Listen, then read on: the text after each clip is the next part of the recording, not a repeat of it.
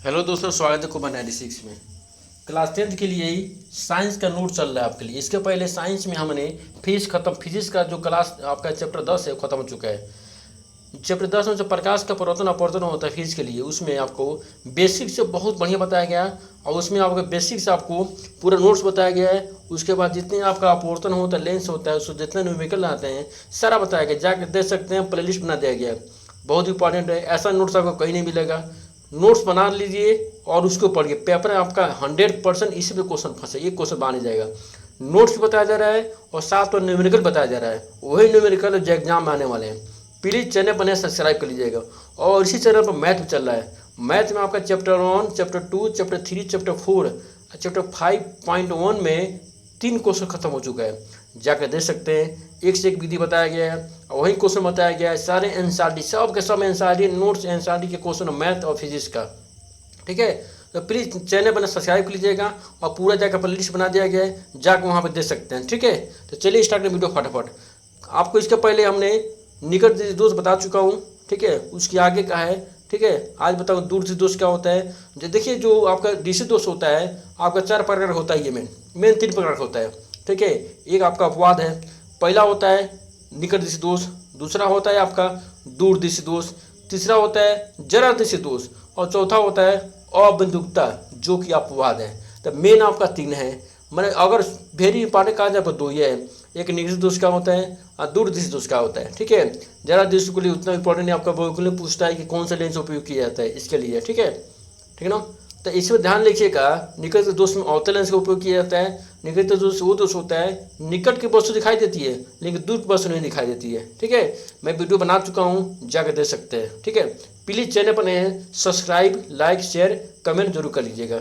चलिए स्टार्ट करते वीडियो फटाफट। आज दीर्घ दृष्टि दोष का होता है, ठीक है। अब देखिए यहाँ पे, ठीक है। अब देखिए दीर्घ दोष का होता है, ठीक है। दीर्घ दोष देखिए क्या होता है। दीर्घ दोष वो दोष होता है दूर की वस्तु दिखाई देती है लेकिन पास की वस्तु नहीं दिखाती है। यदि दूर की वस्तु दिखाई देती है, पास की वस्तु नहीं दिखाई देती, उसको कहते हैं दीर्घ दृष्टि दोष कहते हैं, ठीक है। अब देखिए इसका जो किताबी भाषा क्या लिखा है यहाँ पे। दीर्घ दोष, कोई व्यक्ति दूर की वस्तु को स्पष्ट देख सकता है। यदि कोई वस्तु दूर की वस्तु को स्पष्ट देख सकता है परंतु निकट की रखी वस्तुओं को सुस्पष्ट नहीं देख सकता है, ऐसे दोषयुक्त निकट बिंदु सामान्य बिंदु 25 से दूर हट जाता है। कहने मतलब है स्पष्ट दृष्टि के लिए न्यूनतम दूरी कितना होना चाहिए। स्पष्ट दृष्टि के लिए न्यूनतम दूरी 25 सेंटीमीटर होना चाहिए। तो दीर्घ दोष का होता है भाई, दूर की वस्तु दिखाई देती है लेकिन पास की वस्तु दिखाई नहीं देती है। ऐसा दोष व्यक्ति का जो निकट बिंदु होता है समान निकट बिंदु से 25 सेंटीमीटर दूर हट जाता है। अगर सामान्य बिंदु से 25 सेंटीमीटर दूर हट जाएगा ना, तो आपका क्या हो जाएगा, दीर्घ दृष्टि दोष हो जाएगा, ठीक है। आया समझ में। अब देखिए क्यों होता भाई, उत्पन्न होने कारण अवनेत्र लेंस की फोकस दूरी का अधिक हो जाना। अगर अवनेत्र लेंस की फोकस दूरी अधिक हो जाएगी तो दोष हो जाएगा। दूसरा कारण है नेत्र गोलक का छोटा हो जाना। अगर नेत्र गोलक अगर छोटा हो जा रहा है तभी क्या होगा, आपका दीर्घ दृष्टि दोष उत्पन्न हो जाएगा। अब क्या होता है भाई, दीर्घ दोष के लिए आपका उत्तल लेंस उपयोग किया जाता है और आपका निकट दृष्टि दोष के लिए अवतल लेंस उपयोग, मतलब निकट दोष को दूर करना हो तो कौन सा लेंस लगता है, अवतल लेंस। और दीर्घ दृष्टि दोष होता है या दूर दृष्टि दोष, बात एक ही होता है।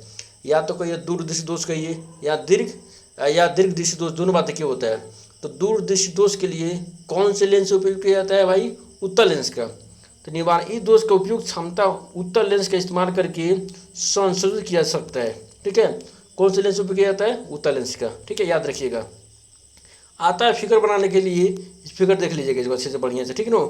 दीर्घ दोष को नेत्र का निकट बिंदु, ठीक है, दीर्घ दृष्टि दोष युक्त नेत्र, ठीक है ना। दीर्घ दृष्टि दोष का संशोधन, देखिए आपका ये उत्पन्न कारण हो गया, ठीक है। क्या हो गया, कारण क्यों हो गया, ठीक है। दीर्घ दृष्टि दोष का नेत्र का होता है, ठीक है ना। और संशोधन, तब संशोधन होता है मतलब कौन सा क्यों हुआ है, कौन सा लेंस लगेगा, इसका बताइए होता है, ठीक है। तो फिगर अच्छे से बना लीजिएगा, इंपॉर्टेंट है, ठीक हो। अब चलते हैं अगला तरफ। अब लास्ट ये क्या है, जरा दृष्टि दोष का होता है। आयु में वृद्धि होने के साथ साथ मानव नेत्र में स्पंदन क्षमता घट जाती है। जब आयु वृद्धि होती है तो स्पंदन क्षमता क्या होती है, घट जाती है। बता चुका हूँ स्पंदन क्षमता क्या होती है, ठीक है। अधिकांश व्यक्तियों का निकट बिंदु दूर हट जाता है।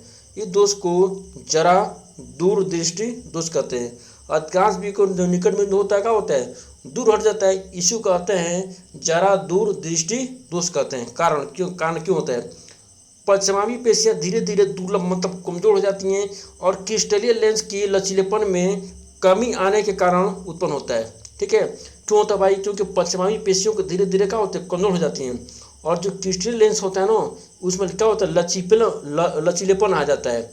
उस कमी के कारण क्या होता है, जरा जैसे दोष का उत्पन्न हो जाता है। निवारण, उत्तल लेंस के प्रयोग से कभी कभी किसी व्यक्ति के नेत्र में दोनों प्रकार के दोष उत्पन्न होते हैं। इसमें आपका कभी हो सकता है दोनों बीमारी हो। देखते हैं ना, कोई व्यक्ति चश्मा लगाता है, कोई व्यक्ति दो चश्मा लगाते हैं, एक निकट वाला एक दूर वाला।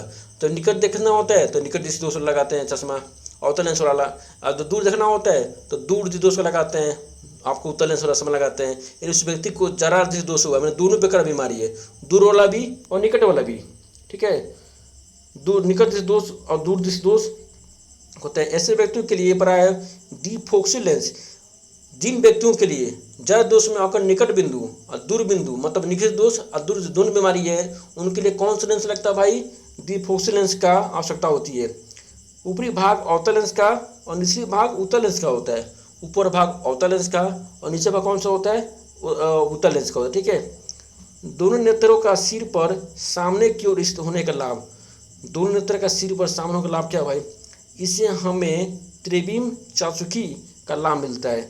इससे हमारा दृष्टि क्षेत्र में विस्तृत होता है, मतलब हमको देखने की क्षमता का जो आपका क्षमता का होता है, वृद्धि होता है, मन विस्तार होता है, क्या होता है, यहाँ पे शक्ति मिलती है, दूर तक देखने की क्षमता मिलती है, इसका मतलब हुआ।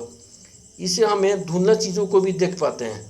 ठीक है, कोई चीज़ वस्तु पास में होता है कब धुंधला, लेकिन इससे क्या होता है, हमको जो वस्तु होता है ना धुंधला स्पष्ट दिखाई देगी। क्या दिखाई देगी, स्पष्ट दिखाई देगी। स्पष्ट दृष्टि के लिए दूरी कितना होना चाहिए, 25 सेंटीमीटर, कितना होना चाहिए, 25 सेंटीमीटर से। ठीक है, ठीक है, ये हमारा जो आपका टॉपिक था यहाँ पे दृष्टि दोष उत्पन्न करना खत्म हो चुका है। अब इसके बाद लगाएंगे प्रिज्म के बारे में। प्रिज्म क्या होता है, विचलन कोण क्या होता है, कांच में प्रिज्म का पोर्शन क्या होता है, ठीक है, इंद्रधनुष क्या होता है, ये सारा टॉपिक पढ़ाया जाएगा। प्लीज़ चैनल पर सब्सक्राइब कर लीजिएगा, लाइक शेयर कमेंट जरूर कीजिएगा और नोट्स बना लीजिएगा। सारे क्वेश्चन इस पर फंसेंगे। ठीक है, इस पर न्यूमेरिकल भी आता है, बता दीजिए न्यूमेरिकल बाद में लास्ट में बताया जाएगा। ठीक है, इसके पहले बता चुका हूँ, प्रकाश से आकर देख लीजिएगा, अच्छे नोट्स बनाया गया है और न्यूमेरिकल बनाया गया है। ठीक है, तब मिलते हैं अगले वीडियो में, तब तक के लिए आपको इस चैनल पर नए सब्सक्राइब लाइक शेयर कमेंट जरूर कीजिएगा। जय हिंद, जय भारत।